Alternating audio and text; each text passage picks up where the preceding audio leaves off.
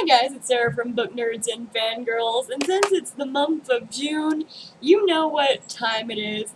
It's time for the mid-year freakout tag. Now instead of just keeping it to just books in general, I thought I would do books, movies, and TV shows because I haven't shared anything that I've read, seen, watched. I haven't shared any of that all year, and I think this would be a great opportunity to take and show you guys what my personal favorites of the year or least favorites of the year are. So without further ado, let's get started. So question number 1, best book, movie and TV show you've watched / read lately. So books, I listened to this on audiobook. I gotta say my favorite book so far has been The Seven Husbands of Evelyn Hugo. Well, I only gave this book a 4 out of 5 stars because of one of the plot points. Besides that plot point, this book was flawless, and I have to give it its due right here. No matter how much I enjoy one book over the other, this one, in all intents and purposes, trumps that book so much. So I had to give it to this book, as well as, I don't have it right beside me. I used to. I don't know where it ran off to. But I also have to give it to It by Stephen King. This book took me 2 years to get through. It's a really great book. The only downside of this book was the fact that it took me forever to finish. The writing was kind of dull in some parts, but very, very, very great in other parts. I think it's just because I wasn't connecting with the characters at that point that I felt a separation, and I cannot wait for this movie adaptation when it comes out this year. So the next question is best sequel / season you've read or watched. The book one is gonna be, I haven't really read a lot of sequels. I've only read 2 of them this year, and the only one that didn't disappoint me this year, if you could even say that, because they both disappointed me in ways, was Redeemed by PC and Christian Cast. Yes, I finally finished the House and Night series. No, I'm probably not gonna read the Otherworld series because I'm so tired of these characters. But I'm just glad that I finished these books. There was an okay ending. I really wish the ending was more dramatic, because the whole book is dramatic, but I felt myself bored with a lot of the time, and I think this series would have benefited by being a 6-book series instead of a 12-book one, but we'll get more into that later. So, a movie, I have to give it a Happy Death Day to You, because this is the only movie sequel I watched all year, and I'm pretty happy how it turned out, and it was pretty hilarious too, so I liked that one. And then TV show, I have to give it to Alexa and Katie Season 2. I've literally cried 3 separate times on this one, more on that later, because that's also another question, but I was happy. So, question number 3, new release that you haven't read / watched, but you want to. So, a book, I'm gonna have to go with How to Make Friends in the Dark by Kathleen Glasgow. I just barely got this book. I really want to read it, but I have so much to do right now, and I can't sit down and read. I'm probably going to read tomorrow, but I have another book that I'm reading right now, so fingers crossed on that one. And the movie that I really want to watch right now, specifically, is Aladdin. It got released. I might go to it tomorrow, fingers crossed, but no clue. And as far as TV shows go, I watch most of the TV shows that I've been anticipating this year. The only one I haven't really got to is Umbrella Academy, so that one looks interesting. My husband's watched it. I haven't. It's something I really need to get to. So question number 4, most anticipated release of the second half of 2019. For books, I have to go with The Institute by Stephen King. This one sounds straight up my alley, and it's by Stephen King, so of course I'm gonna read it. The movie coming. Speaking of Stephen King, the movie that I'm most anticipating for this year is It Chapter 2. Like, if you watched my trailer for it, you know I was waiting for this trailer for so long, and it looks so good, and includes a scene in the book. That I'm just like so happy that they included it, and it's just yay. 2 seconds, sorry. That was really gross. Okay, so TV show. This is gonna be probably up before that, but it's probably not. I'm not sure when I'm gonna release this video. Maybe, but by this point, like when I'm filming this video, it's the end of May. But Black Mirror Season 5 comes out on June 5th. This video might be out, like, after that one. But this is my most anticipated TV release of the whole year. I thought we were gonna get it later in December.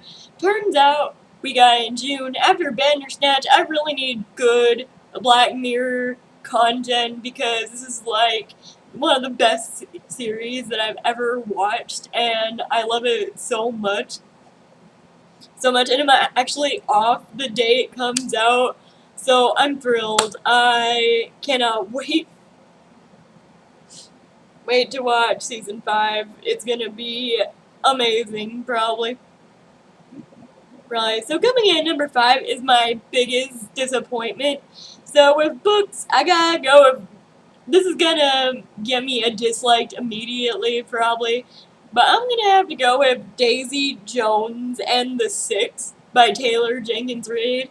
After coming off of The 7 Husbands of Evelyn Hugo, I read this one, and while it was okay, I didn't really think it had as strong of character development as Evelyn Hugo did. I felt myself not really caring what happened to anyone in this band. How they broke up was kind of like predictable. I think there is one thing in this book that I didn't predict, and that's why it's such a huge disappointment for me, because I was really looking forward to this, and it let me down, so of course, I'm gonna say that's a big disappointment. So, the movie, my biggest disappointment, has gotta be Pet Sematary. As most of you know, I'm a Stephen King fan. I watched the trailers for this, and I should have went with my first instinct when I saw the first teaser trailer, because I thought it was awful. And I'm like, this is just not gonna make a good movie. And lo and behold, it did not. So, there was that. It just felt really not well done, and I don't know, it was very boring too. Like, never have I been bored in a horror movie before, but this one was pretty boring. And that is like the worst thing you can do for horror, is make it boring. So that's a downside. And speaking of horror, the TV show I'm gonna put out is Into the Dark. Like, of course, I'm like looking for a great anthology series. Well, I'm awaiting Black Mirror Season 5 and The Haunting of Hill House Season 2. It's gonna be called The Haunting of Life Matter, but manner, but I'm waiting those because they're actually really good series. But this one, I feel like I either really like it or I really hate it, and none of them really hit the mark to me. So I'm gonna say this is a big disappointment. So coming in at number 6 is my biggest surprise book. I have to go with You by Carolyn Kepnes, as well as The Nowhere Girls by Amy Reed.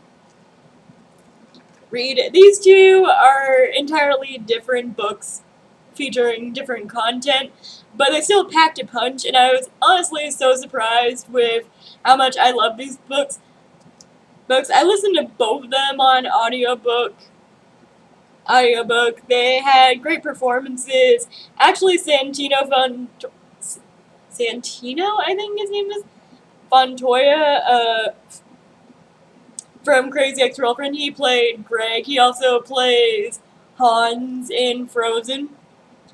He narrates for Joe in this, and I absolutely loved his portrayal of Joe.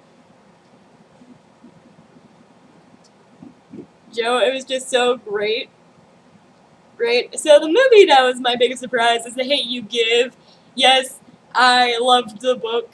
Yes, I loved the movie. I didn't think I would love the movie as much as I did, but I did. So there was that.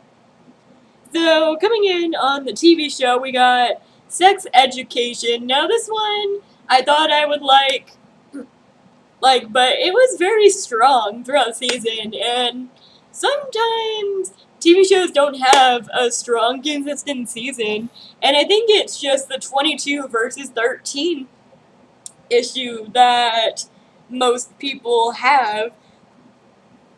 Like, if you condense a TV show into 13 episodes, you're choosing quality over quantity, and I love that. So I'd rather have that than a whole plethora of episodes that mean nothing. Some shows just shouldn't get 22 episodes, basically. So coming in number 7 is my favorite new author.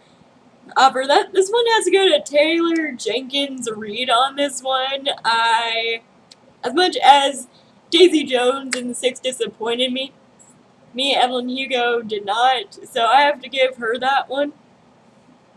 So as far as the newest fictional crush goes, I don't have one. Most of my fictional crushes have been consistent.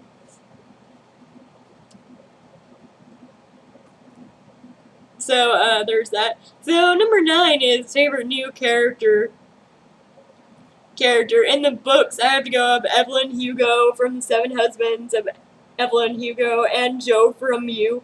No matter how twisted Joe is on You, I still love his character because it's like a love to hate type of thing. Like, he's like doing horrible, bad things, but I love him. And this goes for the TV show too. Joe is also one of my favorite characters, but I got a different answer for the TV show. So, on movies, I gotta go with Shuri from Black Panther. She's just so awesome. And I just love her. Yes, I finally got around to watching Black Panther.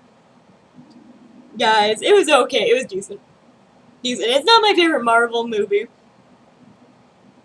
but it's definitely up there.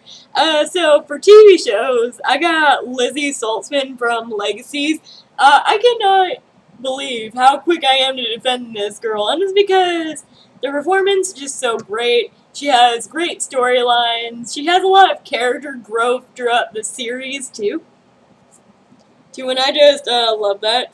So coming in number 10, we have book, movie, TV show that made you cry. The book that made me cry was The Seven Husbands of Evelyn Hugo. I felt so much emotion for Evelyn, especially when it comes to her relationships on this one. I'll mention the relationships while I get... I'll mention the relationship in this one in one of my other videos for this month, since it is a specific type of month. I think I'll ruin the surprise if I say it, so I'm not gonna say it. So in the movie, I have The Hate You Give, Love Rosie, Happy Death Day to You, and A Star Is Born. Yes, I finally got around to watching A Star Is Born. It was great. Great. So of course, you know, The Hate You Give contains a very strong content about a police shooting. Not a police shooting. Of course, The Hate You Give is the fallout of what happens when one of Star's best friends gets shot and killed by police. Love Rosie. Rosie made me cry because of the relationship between Rosie and her significant other. I forgot his name. Happy Death Day to You contains a scene that makes me cry, and it's a trope that always gets to me. And as far as A Star Is Born, everyone could probably figure out what made me cry. I'll say the ending made me cry to that one. All these are pretty powerful, and they made me cry, like, so much. And of course, the TV show, it's gotta be Alexa and Katie Season 2. There are a couple of very hard scenes to get through, and they made me cry so much. So, on the opposite side of that spectrum, it's made you happy. Movie-wise, Detective Pikachu made me laugh so hard, so I gotta give it to that one. As far as TV shows, we'll get it to Legacies, because the continuation of the Julie Plec universe is awesome. And books. I've been reading some really emotionally heavy books all year, so I just don't feel comfortable giving it to anyone this year. So number 12 is my favorite review I've done this year, and that's gotta be my video where I react to Heathers the musical. I'm like one of the hugest fan of Heathers. It's my favorite cult classic ever. So when Riverdale was doing a musical episode for it, I was concerned. I just finished Riverdale Season 3 last night, actually. So I had to re-watch the Heathers musical episode. The episode wasn't that bad. The music, however, was slightly cringy, so it wasn't as cringy as the Carrie musical episode, but it's kind of up there with cringiest Riverdale moments ever. But this one was one of my favorite videos, and it's one of my most viewed videos too. So I'm gonna link it at the end, as well as my mid-year book freakout tag that I did a couple of years back. So, number 13 is my favorite adaptation. I gotta give this to Hate You Give. It was pretty close to the books, I feel, so it gets that. And then last but not least, question number 14. What do you need to get through this year? So, what I'm working on right now is I have to get through Lucifer Season 4, of course, Black Mirror Season 5. I also have to get through Game of Thrones, not the TV show, because I spoiled myself for what happened at the ending, and yeah, no thank you. Thank you. I think I'll read the books instead, even if it has, like, I